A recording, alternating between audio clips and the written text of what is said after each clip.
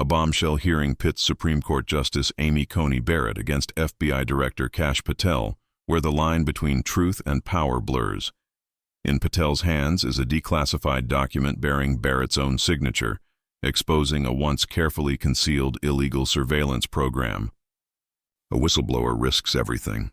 An NSA cover-up plot unfolds, and a courtroom plunges into chaos. Secrets thought buried forever now surface, putting the entire system under scrutiny. This isn't just a quest for truth, it's a warning about the fracturing trust at the heart of the power structure. Recently, a shocking leak about the NSA's illegal surveillance program has rocked the United States. Revelations showed journalists, opposition politicians, and innocent citizens were all targeted, igniting nationwide outrage.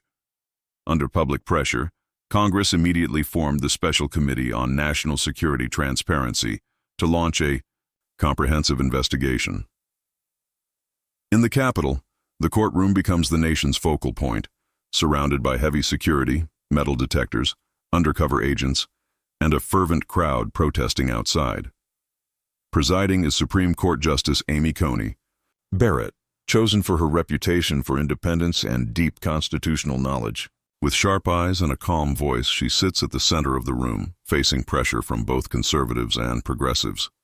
Facing her is Kash Patel, FBI director and former close Trump advisor, at the heart of the storm for releasing a series of declassified documents tied to the surveillance program.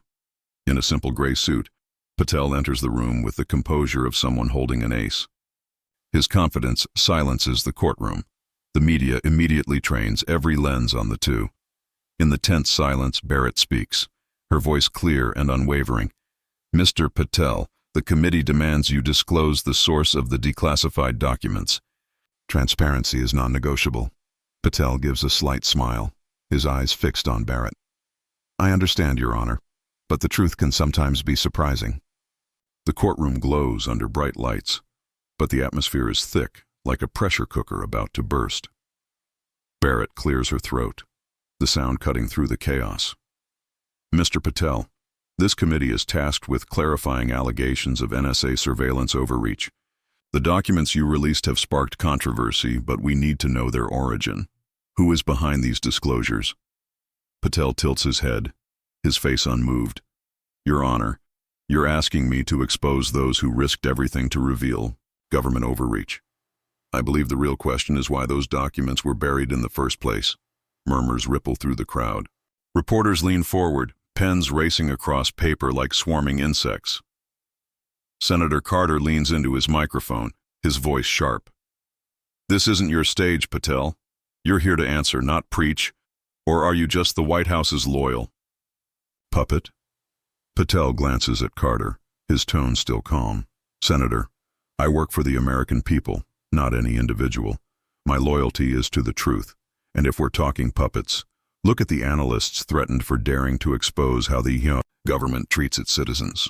Senator Hayes nods slightly, his smile widening. "Well said, Mr. Patel. But don't dodge. The justice wants names. Are you refusing?"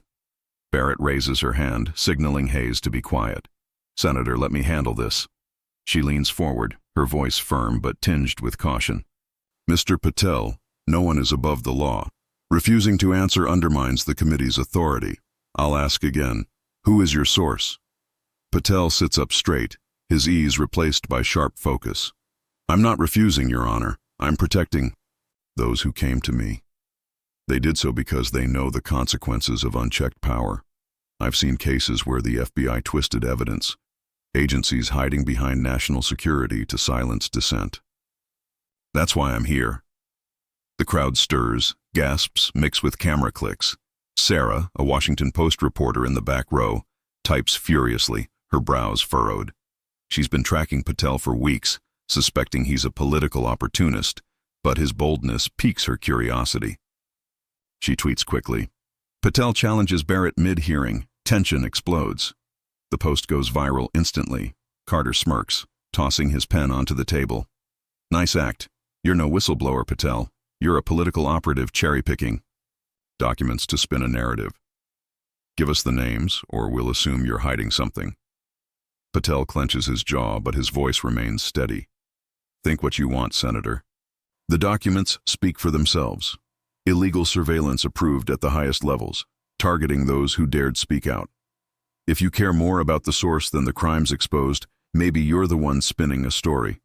Hayes lets out a small chuckle, earning a glare from Carter. Barrett maintains her composure, but her fingers tremble slightly, betraying unease. She raps her gavel, the sharp sound slicing through the air. Enough.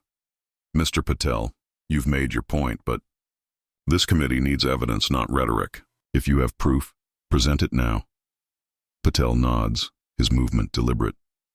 Gladly, Your Honor. But I warn you, what I'm about to show isn't just evidence.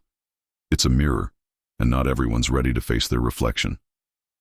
The room falls silent, his words like a cold gust. Sarah stops typing, her instincts sensing a historic moment approaching. Patel's hand brushes a thin folder on the table, his fingers gliding lightly as if delaying the explosive moment. Barrett narrows her eyes, her voice calm but laced with caution. Proceed, Mr. Patel, but be careful. This committee doesn't tolerate theatrics. Patel meets her gaze, the corner of his mouth curling into a deferential nod. No theatrics, Your Honor, just the truth. He taps the folder lightly, the faint sound like thunder. And this truth, it will change everything. Carter crosses his arms, his face full of skepticism. Hayes leans forward, eyes gleaming. The crowd holds its breath, cameras zooming in on Patel's hand. Sarah keeps her fingers on her keyboard, ready to capture the next moment. Outside, protesters' chants echo like a drumbeat urging action. Barrett adjusts her glasses, her patience wearing thin.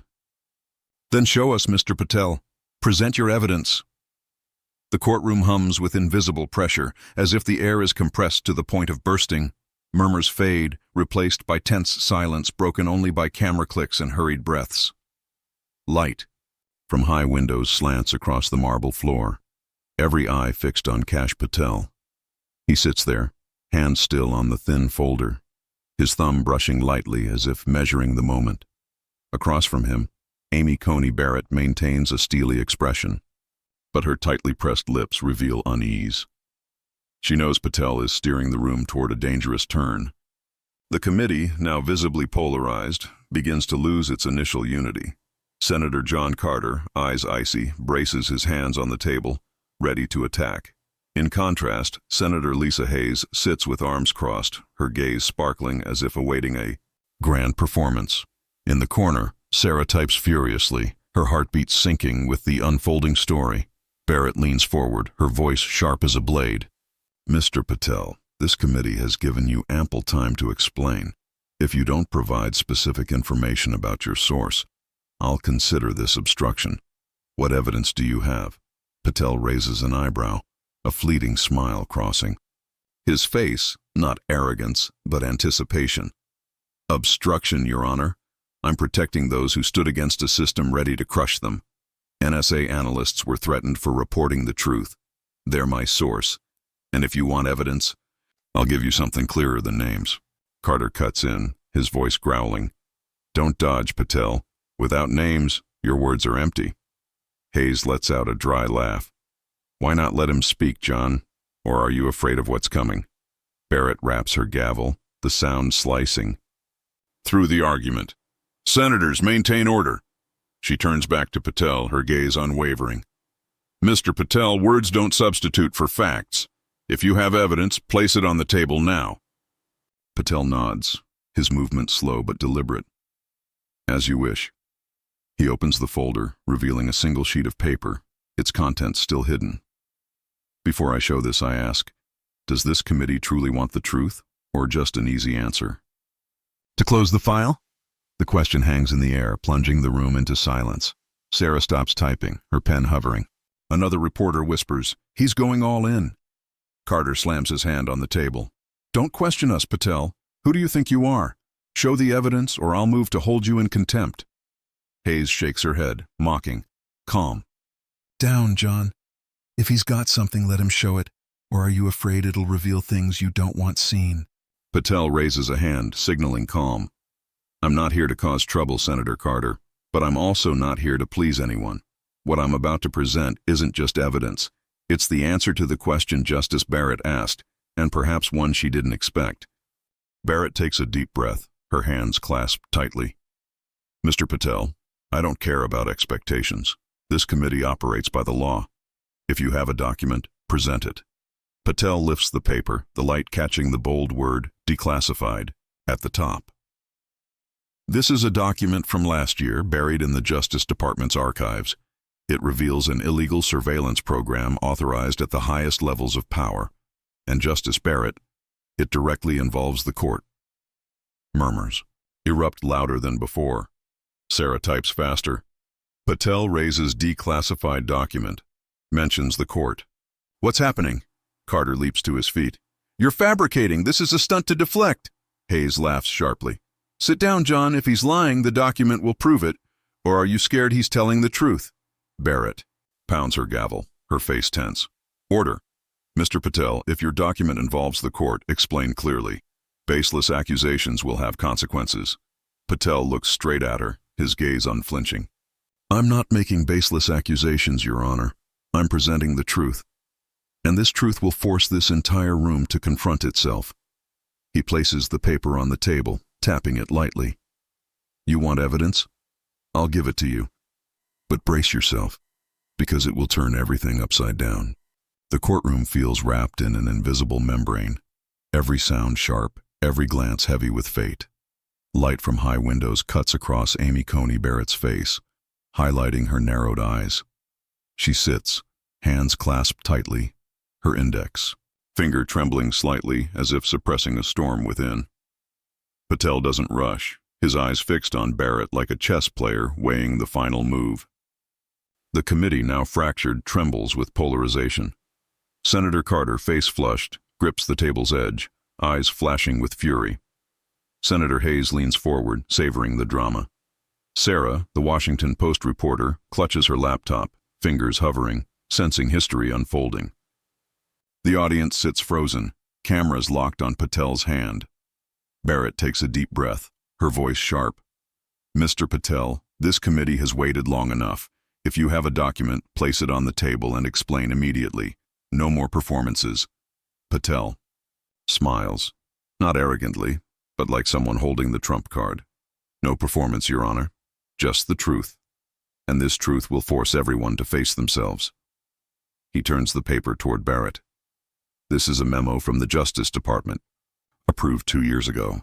It authorized an illegal surveillance program targeting journalists, opposition politicians, and ordinary citizens. And Justice Barrett, it bears your signature. The room gasps. A horrified silence follows. Barrett blinks, her face betraying panic. This is impossible.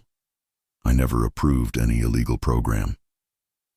Patel nods, as if expecting this reaction. I believe you, Your Honor. You didn't mean to. But your signature is here on a FISA warrant the Justice Department exploited to conceal illegal surveillance. You were manipulated like many others in the system. He pulls out a second sheet. This is a report from an NSA whistleblower buried right after your warrant was issued.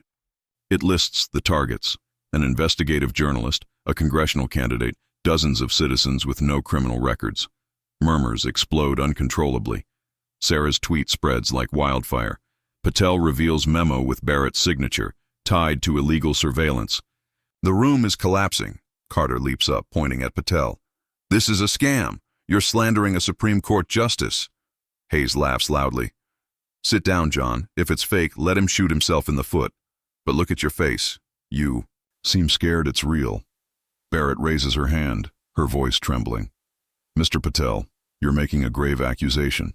If this document is real, explain how my signature appeared. Lies will not be tolerated. Patel flips the folder again, pulling out a third sheet, an email. I'm not lying, Your Honor. This is an email from your office to the Office of Legal Counsel, requesting a delay in disclosing whistleblower reports due to politically sensitive timing. It was sent right after the FISA warrant was approved. Would you like me to read it aloud? The room erupts, shouts, fists banging. A reporter yells, demanding security photograph the documents. Sarah, face pale, sends, an urgent message to her editor. Patel has an email from Barrett. "This is a bombshell." Barrett grips the table's edge, knuckles white. "Hand me those documents." Patel slides them across, his movement slow, ceremonial. "They're yours, Your Honor. Legally declassified, verified by the Office of the Director of National Intelligence. I'm not here to accuse you. I'm here to show how the system exploits people like you to cover up crimes." Carter shouts over the noise. "This is a conspiracy. You're trying to smear the Supreme Court." Hayes slams the table. "Shut up, John. If he's lying, prove it. Otherwise, let him finish." Barrett, for the first time, doesn't rap her gavel. She stares at the documents, eyes flickering between shock and fury. "Mr. Patel, you're suggesting that I, a Supreme Court justice, was manipulated to aid an illegal program. Do you realize the gravity of your words?" Patel leans forward, his voice sharp as a blade. "I realize, Your Honor, and I also realize the gravity of a system that allows this to happen. I'm not targeting you. I'm targeting those behind it who used your signature as a shield. But the truth is the truth, and it's right in front of you." The room descends into chaos. Committee members argue, the audience shouts, cameras capture every moment. Sarah, barely breathing, tweets, "Patel just turned the tables." Barrett's cornered. Barrett stands, clutching the documents. "The committee will recess. I need to review these." But the noise doesn't stop. Shouts, protests, a whirlwind of frenzy. Far from the courtroom, in a small Virginia apartment, Emma Carter, the whistleblower, huddles over her laptop watching the live feed.